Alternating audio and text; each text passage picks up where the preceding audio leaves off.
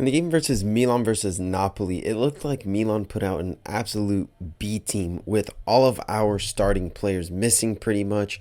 Tijani Reinders and Teo Hernandez would miss this game after not playing that game versus Bologna, which was a huge controversy. The Gabbia injury was still looming. Pulisic was benched for a stomach virus, and Rafael Leão would be benched for his second game in a row in the league for who knows why. Top of the table, Napoli wasted no time and score in 5 minutes with Lukaku, who absolutely bullies Pavlovic and scores the opener for this game for 1-0. I was watching this goal and I just don't understand Pavlovic, because when you're defending Lukaku, you know he is the most physical forward in the league and you have to stand up to him and be aggressive. And this was just absolutely embarrassing from Pavlovic. And too little too late, later in the game, Pavlovic actually showed up to the occasion. But in terms of this, 5 minutes in is just completely embarrassing and it's unacceptable for a defender for Milan. After that, we saw Milan create chances and a couple half chances here and there, but without the final product in the goal. Chukwueze was a huge threat in this half and really the whole game, being a threat towards that Napoli goal, beating his defender one-on-one and troubling Medet for a couple shots.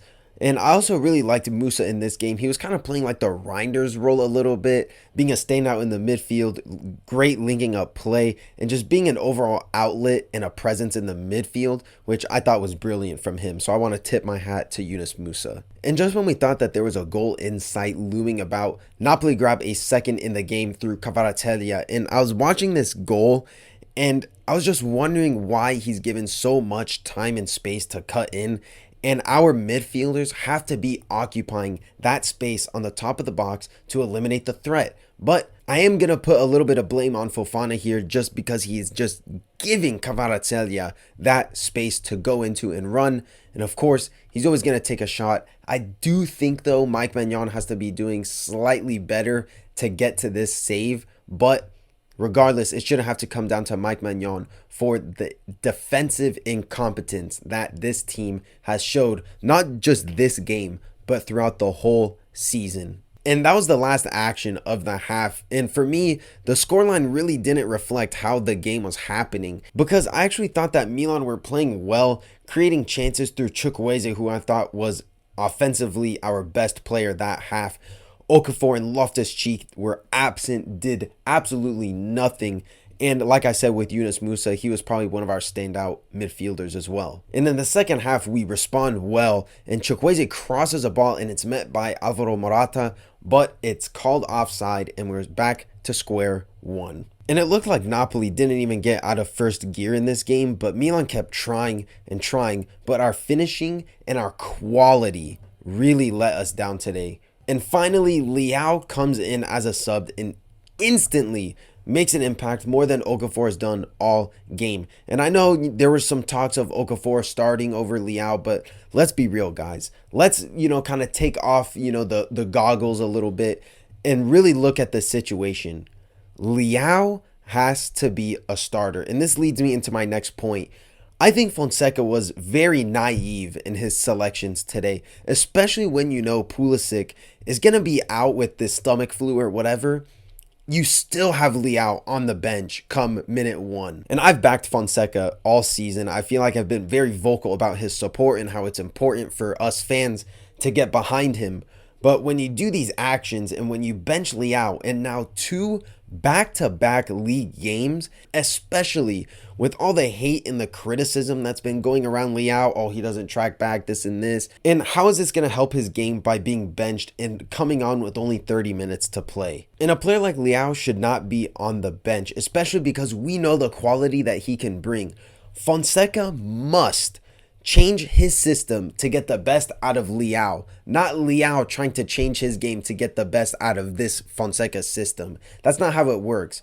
To be a proper coach and to get the best out of your players, you have to put them in the best in-game scenario you can. You don't see Vinicius and Mbappe and Lamine Yamal going back and playing defense defending one-on-one. That's just absolute nonsense that I've seen on Twitter, that all these men are saying that Leao has to drop back or he's walking and all that. I don't think it's fair to say that Fonseca is under the microscope for this game, just because there were loads of setbacks we faced in this game, especially without having most of our starting players.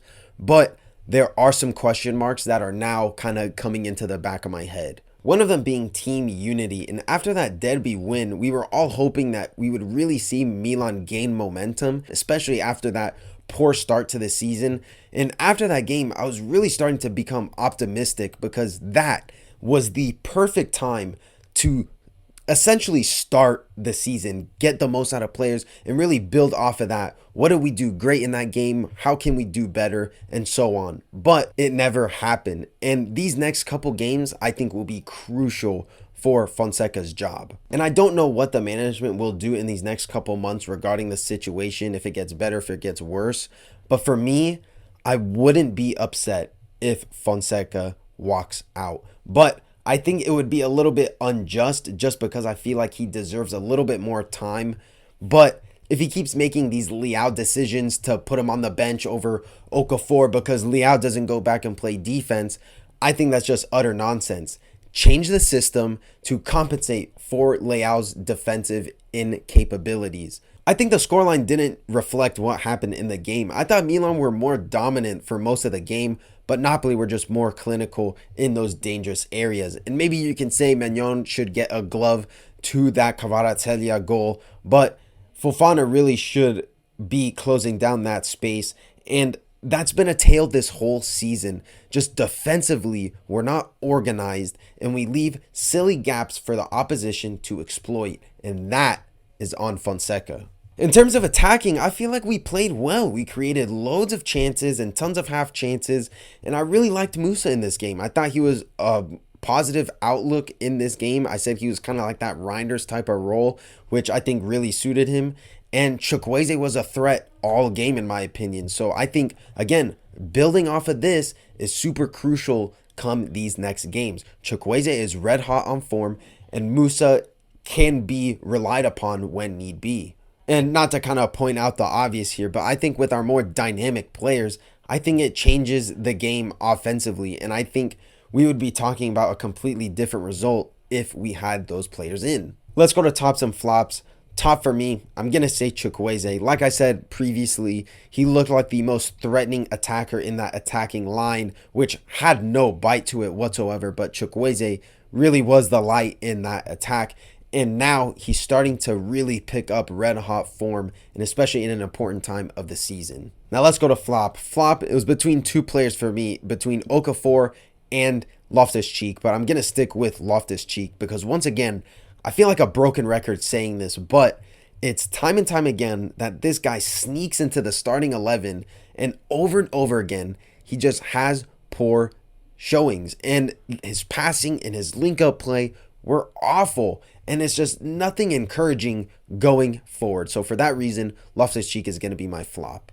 So let's preview our next game in the Serie A versus Monza. So last time we played Monza, it was an absolute disaster. We got absolutely bent over last season.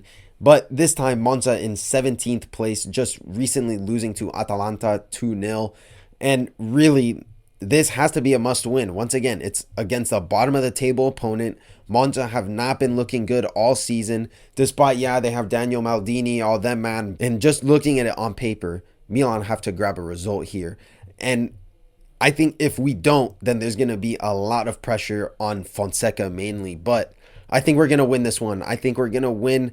I think it's not going to be pretty, but I think it's going to be a 2-1. I think it's going to be one of those games where we kind of struggle a little bit, but then over time, I think we're going to get a good result, especially with a lot of our guys back. We're going to have Reinders back. We're going to have Teo back. Hopefully, we're going to have Pulisic back. And hopefully, I pray to God that Leao is in this starting lineup. And before we go, let's preview our last game versus Real Madrid in the Champions League. And this was a game that at the beginning of the season, I was really looking forward to it because I really like when Milan play these big teams, because it really shows where Milan is at in retrospect of other teams in Europe. But now, especially after Vinicius Jr. got robbed for the Ballon d'Or, Real Madrid have a fire under their ass. And now all of these Real Madrid players are going to be playing for Vini. Much like how a lot of these Argentina players play for Messi, all these Real Madrid men are going to be playing for Vini. And it's not going to be good for us. Vini versus Emerson Royale is an absolute death wish. I'm not optimistic in this game whatsoever. I think it's going to be ugly. We're playing at the Bernabeu, the first game in the Bernabeu since this Vinicius Jr. Ballon d'Or robbing. And unfortunately, we are going to be the victims of this massacre. It's going to be bad. I'm just going to throw out a score line 4-0. I'm not optimistic, guys, whatsoever. I'm hoping that, I'm hoping I'm wrong. But it's going to be tough. But we'll just have to see. I think that'll do it for this episode, guys. Thank you so much for tuning in. Make sure you guys like, comment, subscribe. Get involved in the comment section below. What do you guys think about the game? What do you think about Fonseca's decisions? What do you guys think about Milan's chances in the table right now? And yeah, thank you guys so much for your support and your love recently. I always see the comments and the likes and everything like that. So I just want to thank you guys for all that support. So guys, make sure you guys like, comment, subscribe, and I'll see you guys in the next video. Ciao ragazzi.